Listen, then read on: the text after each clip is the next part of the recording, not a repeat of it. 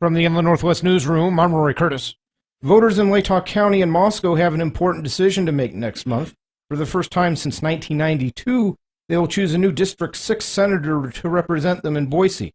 And it's with this historic decision in mind that I asked Mr. Gresham Bouma and Dr. Dan Schmidt to come and talk about what's at stake when voters execute their constitutional right and vote their minds on November 2nd.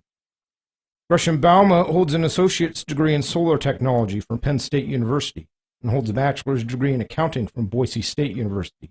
As an accountant, he ran audits for cities and school districts in Alaska, and then was a school district business manager. After he came to the Northwest, he earned his teaching certification from the University of Idaho. He then taught business education courses at Camas County High School in Fairfield. He and his family then moved to northern Idaho in 1998, where Gresham is a small business owner and building contractor. He says he's running to ensure Idaho families can grow and thrive in a healthy economy and environment. Dr. Dan Schmidt has been a resident of Idaho since 1977. He holds a bachelor's degree from Stanford in human biology with an emphasis in anthropology. Also, he holds a medical doctorate thanks to the WWAMI program at the University of Idaho through the University of Washington Medical School. He's now a family medicine practitioner in Moscow. Dr. Schmidt says his understanding of family medicine has led to an interest in politics and public welfare. He says the practice of medicine has been more of an education than the actual training he has received. He says he learned to have an admiration of law enforcement through his work as a county coroner. He's running on a platform that calls for improved health care in Idaho, but mostly for the overall health of the state. Well, thanks both of you for coming in. I really am thankful to have you both here. Thank you. Thanks to you and your listeners as well for this opportunity. Glad to be here. Well, Doctor, then, how do we get healthy? How do we get healthy? Yes, sir. In my opinion, the thing that Idaho needs to do to help a healthy environment occur is to have a stable economy. Stable state services. The stability will help ride out economic ups and downs, which are going to happen. Stability is something that will make businesses look at this state as an attractive place to practice. Families will see this as an attractive place to bring their resources and bring their kids, and they can settle here and grow and thrive. Very good. So, Mr. Bouma, your website talks about a platform of providing a voice for people and for liberty. Well, how do we do that? Well, I think it's important that the people have a clear way to communicate with those that represent them, and in part, I actually ran to make the people aware as much as possible of some problems that I saw developing in our country, especially in terms of economics. I think our government is on an unsustainable path in terms of spending, and but currently right now the federal government in the past fiscal year spent 68% more than it brought in tax revenue. And I'm very concerned about the sustainability of that. When the federal government has to cut back by 68%, we're so dependent on them that it promises a more difficult economic time than we've experienced so far. And everybody keeps talking about how we're coming out of the recession when really I think we've got the big event headed at us. So I'm concerned about preserving every private sector job we have, because that's where our economic strength comes from. And so here in Idaho, that means we need to protect every logging job, every job that's dependent on our elk herds, every farming job, and every rancher that's threatened by the wolf. All those guys, they're our neighbors. They should matter to us, and they're threatened by outside interests, people that don't care about Idaho. People from as far away as New York and Washington, D.C. are impacting our neighbors and friends and threatening their way of life and their well-being. Excellent. So I have the first of several questions that we've discussed, and then I'm gonna get you with, and I'll have you both give you both an opportunity to respond. So first of all, Mr. Bouma, why should or should not residents in District 6 be concerned about what's been called the Lochsaw Land Exchange? What do you think should be done here? Well, generally, almost all the problems we see, even nationwide, we see big money interests and big power interests getting together with big government, and there's a lack of transparency and a lack of accountability to the taxpayer at the local level. And I think we see that same sort of thing going on in this Lochsaw Land Exchange. We see there's not a lot of transparency. We're wondering who the players are, And what the benefit is, we don't see a clear benefit to the local taxpayers in how this exchange is going forward, and yet there seems to be a lot of momentum behind it. It just kind of stinks a little bit, and I just don't like the way it looks, and the people that are closest to it don't like it at all. So we ought to make sure it doesn't go through. The Loxaw Land Exchange, to me, I'm going to agree with Gresham on this one. I think it needs to have a transparent examination, and everybody involved take a good look at it and say their piece, and then make a decision. Land exchanges, just like any sort of deal you make, you got to make sure you're getting your value. And I've looked at it. I can't tell what the two parcels are worth personally, just because I haven't studied it. I don't have a direct interest. But the transparency of the people who are close to it seem pretty darn upset about it, and I'm going to respect their opinion. So that's actually all I would say, is we need to look at it pretty close and make sure that the taxpayer's not getting a bad deal at it. And what Gresham said earlier about financial responsibility and how the federal government is being irresponsible, I totally agree with him. And that's part of why I love being here in Idaho. I think Idaho has inherent in its constitution a fiscal responsibility that we should all be thankful for. The requirement to have a balanced budget is what has kept Idaho a conservative and healthy state for a long time, and I think we need to honor that. And by being stable, if we're not going to go into debt, we got to be stable so that we can provide healthy, stable services over time. And we're not going to go into debt in this state, so we need to be stable. Excellent. So what we're talking about here is a quality of life issue, you think, with the Loxaw Land Exchange? Yeah? Well, anytime you make a deal, you got to make sure you're not getting a bad deal. A bad deal. Right. Okay, very good. We're going to have a little break, and we'll be right back with Dr. Schmidt, Mr. Bouma.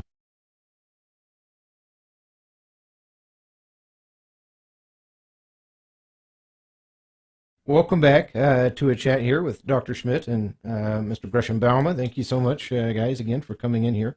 We'll get right to the next question I had prepared for y'all. The transport of large pieces of oil refinery equipment on U.S. Highway 12 from the port to the eventual destination of the Keel oil sands in Alberta has resulted in legal action on the part of residents in that part of Idaho. Our representatives in Washington, D.C. have been engaged on the issue. Where do you stand, Dr. Schmidt? And is the concern and outrage in some cases of residents in Moscow even justified here? Well, it seems pretty outrageous to me to haul a load that big over a twisty, windy road like that. But to me, the thing you have to look at it from is, what is the state's obligation? And the state has an obligation to protect its assets, to protect its citizens. And it seems to me like the risk of hauling that kind of commerce load needs to be addressed. And I don't think the Idaho Department of Transportation did that adequately, and so they're having to cover themselves in court and show the judge and show the citizens that they actually did do that. Unfortunately, they should have done that beforehand in an open fashion. Transparency of government. They're public servants. They should be sharing their information beforehand with anybody who asks the question. And they didn't do that, and so that's unfortunate. The other part, kind of like Gresham said earlier, you got a sense that government kind of stinks about the way this. It looked like those parcels are sitting there in Lewiston right now. Somebody told somebody this was going to happen, and even before the permits were granted. So because they're staged and ready to go. That's right. And this business paid a lot of money to get them there, and they must have thought that was going to happen. So it just doesn't sound appropriate to me.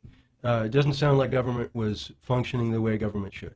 And that's disappointing. Now, should they be transported over that road? Roads are built for commerce. Roads are built for recreation. Roads are built to get people back and forth, and you have to balance the use of those roads. We've had a couple trucks turn over on those roads recently, and so those roads can handle heavy trucks. Can they handle a 500,000-pound load? I don't know. Should they handle a 500,000-pound load? To me, that's a important and open discussion that needs to happen. If a 500,000-pound load is going to go over that, the state's assets, the state's resources need to be protected. Okay, Mr. Bouma. I have to agree that we need to make sure that the taxpayers don't end up underwriting the cost of transporting these shipments. I understand that most of the Department of Transportation can charge is $1,000 per load, and it costs much more than that. So we ought to make sure we're covering our costs. I think we ought to make sure that that there's bonding, or whatever it takes, insurance to cover the liability for damages that could occur, and we need to monitor our roads carefully for that damage. So we need to make sure all reasonable precautions are taken on these unusual loads.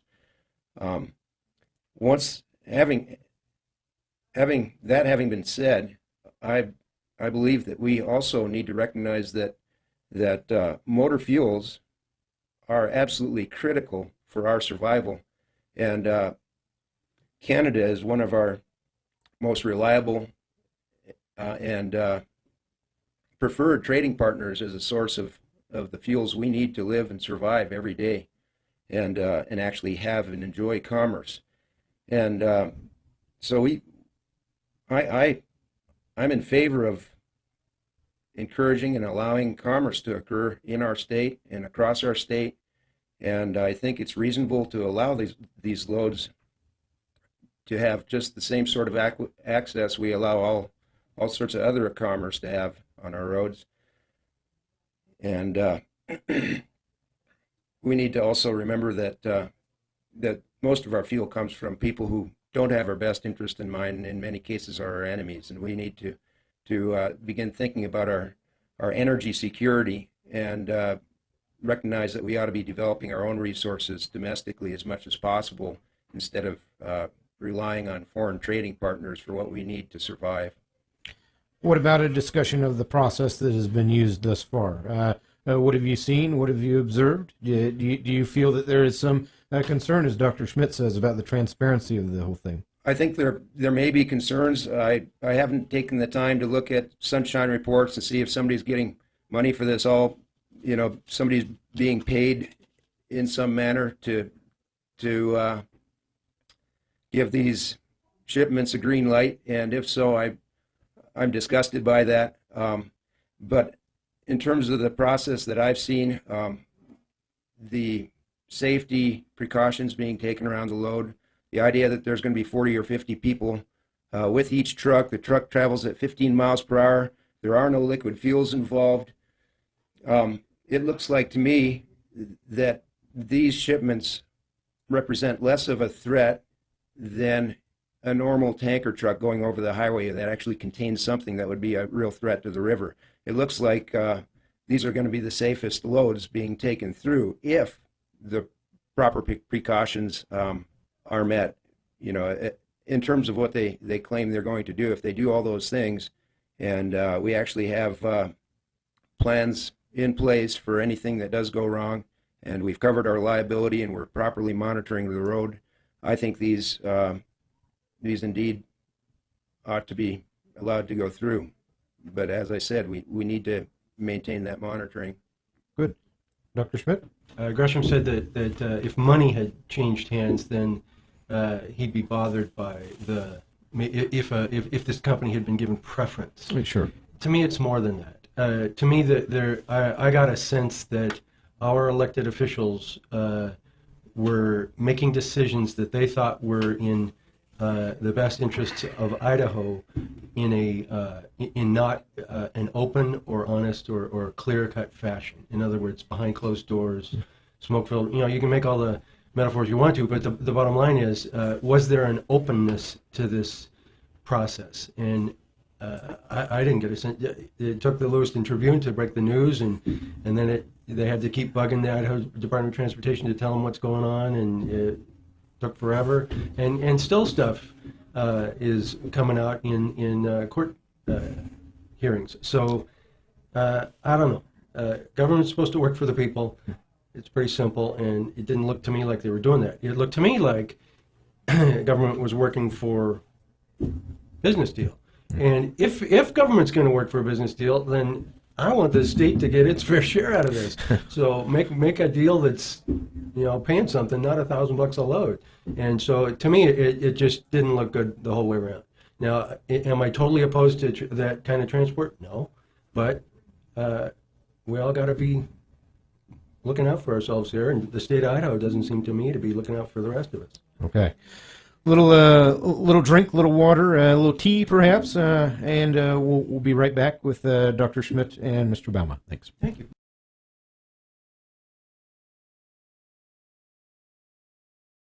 Okay, and welcome back again. Thanks again, Dr. Schmidt, Mr. Bouma, for sitting down and talking to me. We've got the last of the three blocks here, and I want to pose this question. Dr. Schmidt says there is a lack of investment in Idaho higher and public education. Mr. Bouma says he's opposed to federal control of curriculum and education in Idaho. Both of you have gone to college and have benefited in your careers from that experience. How do you feel about the commitment of education issues here in Latah County by elected officials in Boise? And I think we had Dr. Schmidt answer first, so we'll let you go first on this one. Sure. How do you feel about the commitment to education issues here in Latah County by elected officials in Boise? Well, I think the elected officials in Boise are doing their best with the resources that they have. We need to take more responsibility and control for our education here locally. I believe that improvements to education will come at and from the local level. I believe until teacher performance matters more than tenure, we will not see improvement to education. Throwing more money at it without changing the system and impacting the system will not change the results.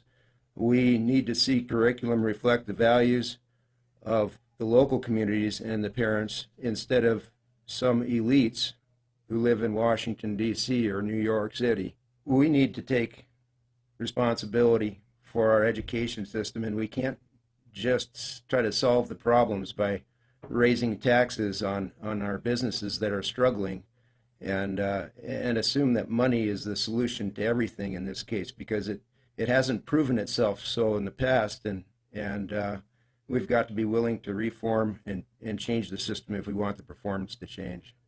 Good. And Dr. Schmidt. I think you were asking, and I don't, want to pick.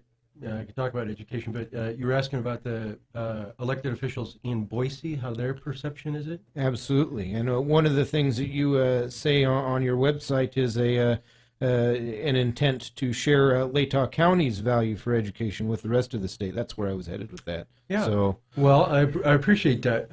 I think, if you look at the major industry in Latah County is education.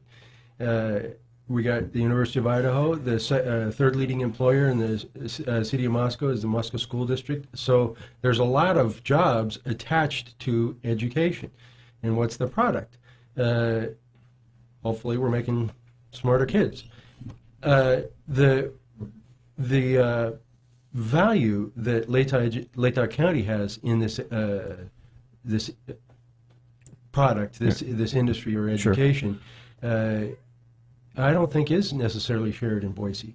Other legislators in Idaho see that education can be cut and can be whittled away and done cheaper. And they may be right. We could put 40 kids in a classroom and we can pay teachers less. Is that the value that we want to project as a state to the next generation? Is that the investment we want to make? And to me, Gary Schroeder, the prior senator, the incumbent senator that lost to Gresham here in the primary, did his best to put forward those values to Boise. Part of why I decided to run was because it seemed like Boise wasn't listening to him. And similarly, I don't think Boise's listening about the investment in higher education. I think higher education is a worthwhile investment for this state. The agricultural research that we get out of it, the engineering programs that we get out of it, and the engineering graduates that produce high-paying jobs for this state and can allow people to come here and be good taxpayers and good citizens is critical.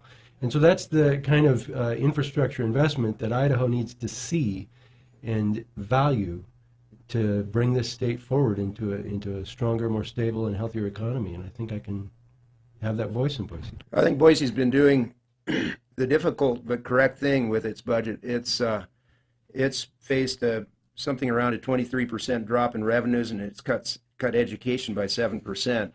And in doing so, it's been making hard decisions, but I think they're the correct decisions because we can't afford to raise taxes on our struggling businesses or we will not see our economy recover.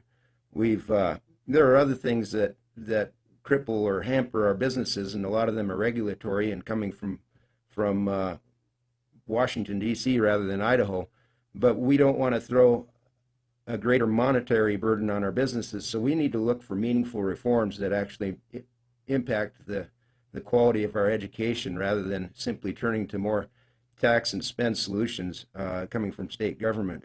As we wrap it up here, I want to give you both an opportunity to talk to voters on an individual level. So we'll finish this up by me asking you, Dr. Schmidt, why should people vote for you then in November? It's a good question. But when people ask me that on the doorstep, when I've been knocking on doors and talking to people as best I can, I try to demonstrate my experience. I've lived here for a long time, been a businessman, been an elected official.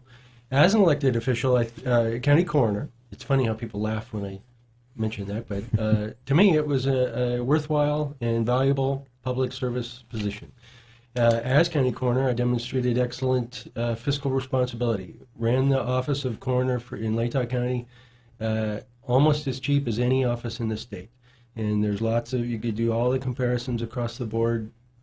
Taxpayers got a good deal from me.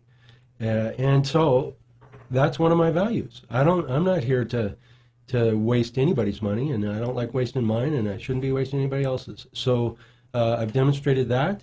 I feel like I've also demonstrated that I can talk to a wide range of individuals and come to consensus. I've worked on a hospital board, handling very difficult issues that dealt with the future of our community's healthcare facilities. I've worked as a coroner with different entities, prosecuting attorney, law enforcement, and, of course, families. So I feel like I have the skills, I have the experience, and I think I can represent Latah County well. Okay. And, sir, please, Gresham Bouma. Thank you. I believe that the voters are being faced with a pretty clear choice. The Democratic vision for our future, on the one hand, is higher taxes so that we can continue to fund many parts of government at the highest level at which they were funded at, from several years ago. Or on the other hand, the idea that we need government needs to live within its means just like the taxpayers do, and that when the private sector shrinks and is struggling, the burden of government needs to be reduced on it at the same time, or at least not increased. They seem to think that to restore the funding for education and necessarily increase it would be the solution to our economic woes, that would automatically result in better education and therefore a restored economy. But that makes no sense to me because they haven't offered any meaningful reforms to the process itself. And in the past, increasing the funding for education hasn't been the solution either. So until they offer meaningful reforms and explain exactly how putting more money into education would really help the economy, I believe that they're leading us in the wrong direction or hoping to. Last year's college graduates, according to a USA Today article, 80% of them moved back in with mom and dad. If a better education was the solution to jobs, those guys would have been employed because they're highly educated. They're the highly educated ones. They should have found jobs because they were so educated. So it seems apparent to me that jobs and a growing economy need more than just an education. Businesses need an environment that is friendly to them, that doesn't tie them up with regulations that don't make sense, and that doesn't burden them with taxes that are too high for them to sustain. And so we need to address the tax and regulatory burdens on our businesses if we want our economy to recover. And we need to address education with meaningful reforms, not just throwing more money at it. Well, this has been a lot of information for people, hopefully of use. It's been of use to me. I always seem to get smarter this time of year. I like election season. Just the same, this has been a great, vigorous discussion, I think, and I really enjoyed the time, and I thank you both, really, for coming in and talking to me. Thank you so much, Doctor. Glad to be here. Mr. Bouma, thank you so much. Thank you. And for Inland Northwest News, I'm Rory Curtis.